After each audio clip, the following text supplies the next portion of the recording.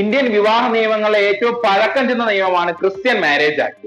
1872 July 18-നാണ് ഈ നിയമം നിലവിൽ വരുന്നത്.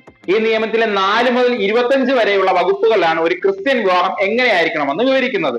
പള്ളി വികാരി അല്ലെങ്കിൽ ക്രിസ്ത്യൻ മാരേജ് സർട്ടിഫിക്കറ്റ് നൽകുന്ന ലൈസൻസ് ഉള്ളയാൾ അല്ലെങ്കിൽ ഈ ആക്ട് പ്രകാരം നിയമിതനായ ഒരു വിവാഹ രജിസ്ട്രാർ, ഒരു മെത്രാൻ അല്ലെങ്കിൽ സ്കോട്ട്ലാൻഡ് സഭയിലെ ഒരു പുരോഹിതൻ എന്നിവരുടെ നേതൃത്വത്തിൽ മാത്രമേ ഒരു ക്രിസ്ത്യൻ വിവാഹം നടത്തുവാൻ പാടുള്ളൂ.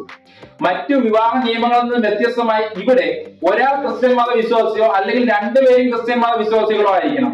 അതുപോലെ തന്നെ വിവാഹ സമയം പുലർച്ചെ 6 മണിക്കും വൈകുന്നേരം 7 മണിക്കും ഇടയ്ക്കും വിവാഹ സ്ഥലം ക്രിസ്ത്യൻ പള്ളിയും തന്നെ ആയിരിക്കണം. വിവാഹത്തിന് മുന്നോടിയായി രണ്ടുപേരുടെയും വിശദ വിവരങ്ങൾ അടങ്ങുന്ന നോട്ടീസ് പള്ളി വികാരി ഏൽപ്പിക്കുകയും പള്ളി വികാരി ഇത് പള്ളിയുടെ നോട്ടീസ് ബോർഡിൽ ഇടുകയും വേണം. തുടർന്ന് രണ്ടുപേരുടെയും മനസമ്മതം നടത്തുകയും രണ്ടുപേരുടെയും രക്ഷകർത്താക്കളുടെ സമ്മതം വാങ്ങിക്കുകയും വേണം.